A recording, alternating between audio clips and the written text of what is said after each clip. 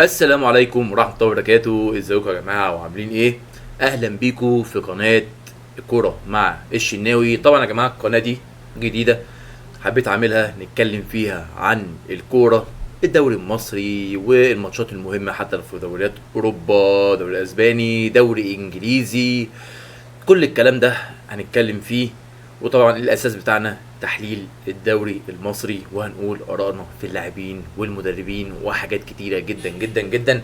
زي ما انت عارف وشايف كده طبعا ان انا زملكاوي، ولكن هنا القناه ما فيهاش خيار ولا فقوس. احنا يا جماعه كلنا واحد، اهلاوي، زملكاوي، اتحداوي، مصراوي، واعذروني لو نسيت اي جمهور من الجماهير، الناس المحترمه اللي موجوده. احنا يا جماعه كلنا واحد، كلنا اخوات.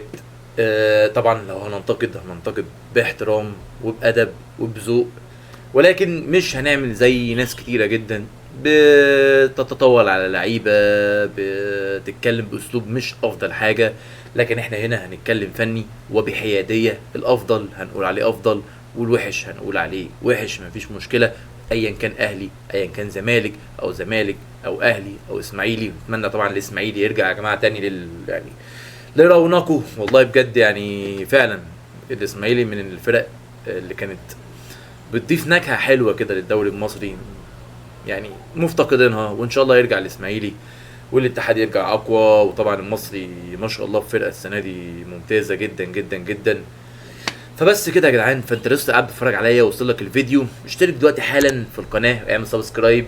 طبعا ده اول فيديو، فيلا سبسكرايب واعمل لايك، اهم حاجه عشان نكبر القناه دي في اسرع وقت ممكن.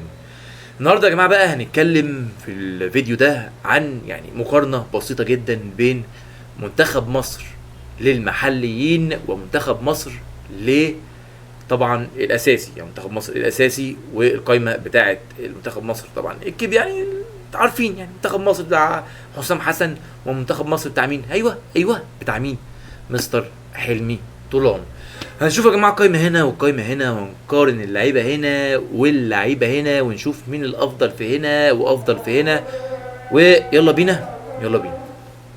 هنبتدي بقى يا جماعه نحط قائمه منتخب مصر بتاع حسام حسن، منتخب مصر الاول ومنتخب مصر للمحليين كده مع بعض. وهنبتدي بحراسه المرمى. حراسه المرمى في منتخب مصر الاول: محمد الشناوي، محمد عواد، مصطفى شوبير، عبد العزيز البلعوطي. طبعا 4 حراس مرمى ممتازين جدا جدا جدا جدا جدا. ولكن انا عندي يعني تعليق كده على محمد عواد، كان المفروض يكون بداله محمد صبحي. تمام. عندك مستر حلمي طولان والمدرب الكبير طبعا جدا جدا الزملكاوي. عندك حارس المرمى بتاعه، ال4 حراس بتوعه: احمد الشناوي، وعلي لطفي، محمود جاد، وعصام ثروت. طيب برضو يعني طالما مش عارف ليه ما خدوش الصبحي هنا او هنا، ولكن انا شايف ان حراسه المرمى في المنتخب الاول افضل بكتير جدا جدا. طيب نخش بقى على خط الدفاع. عندك محمد هاني طبعا في المنتخب الاول: محمد هاني، احمد عيد، محمد عبد المنعم، رامي ربيعه، خالد صبحي، حسام عبد المجيد، احمد نبيل كوكا. وطبعا بقى هنا عند منتخب المحليين، في خط الدفاع: عمر جابر وكريم فؤاد، كريم حافظ، يحيى زكريا، محمود حمدي الونش، احمد سامي، مصطفى العتش، محمود رزق، علي الفيل. خط الدفاع يا جماعه اللي انا شايفه بصراحه ان في منتخب المحليين في اسماء كويسه جدا جدا جدا، لكن يكاد يكون متوازنين او متوازيين بين خط الدفاع منتخب مصر الاول والمحليين، يعني اعتقد ايكوال، ما فيش فرق ما بينهم قوي. نيجي بقى عند خط النص، وهنا اهم حاجه بقى، ركز معايا.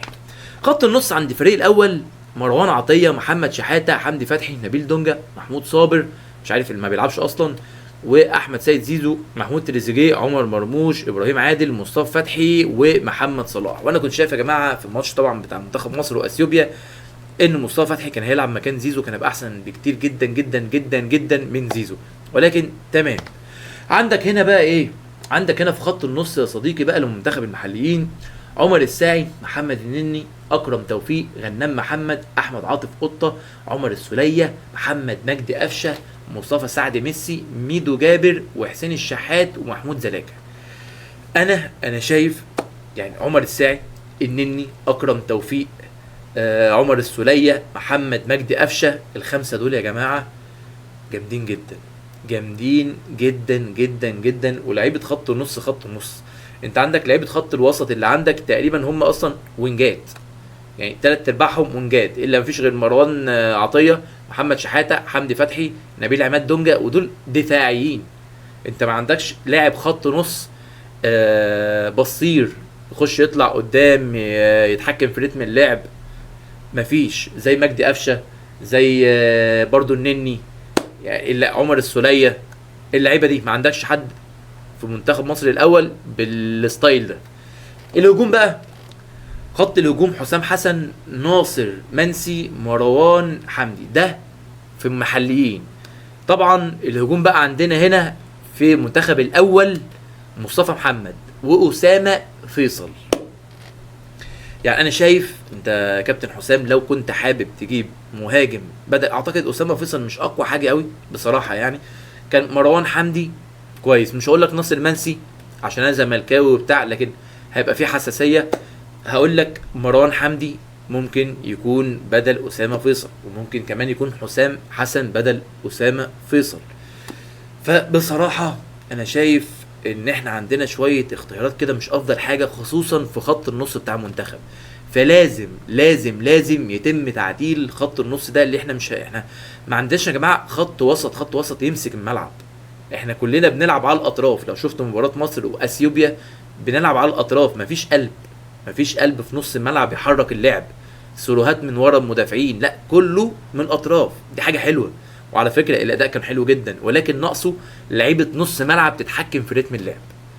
بس دي كانت مقارنه، اول فيديو لينا في القناه بتاعتنا، كانت مقارنه بين منتخب مصر الاول ومنتخب مصر المحليين. لو الفيديو عجبك بقى يا صديقي ما تنساش بقى تعمل اللايك بتاعك عشان مهم جدا في القناه بتاعتنا الجديده، وما تبخلش عليا بايه، بالسبسكرايب، اهم حاجه عشان نكبر القناه بسرعه جدا جدا. وشجعوني بقى ان انا اكمل واستمر، ويا رب يعني ما كنتش طولت عليكم، يكون فيديو كده يعني خفيف لذيذ كده لطيف على اخواتنا الزملكاويه واخواتنا الاهلاويه والاسماعيلاويه والمصراويه وكل الناس الحلوه دي. اشوفكم ان شاء الله في فيديو جديد، ونقول لكم ايه، السلام عليكم.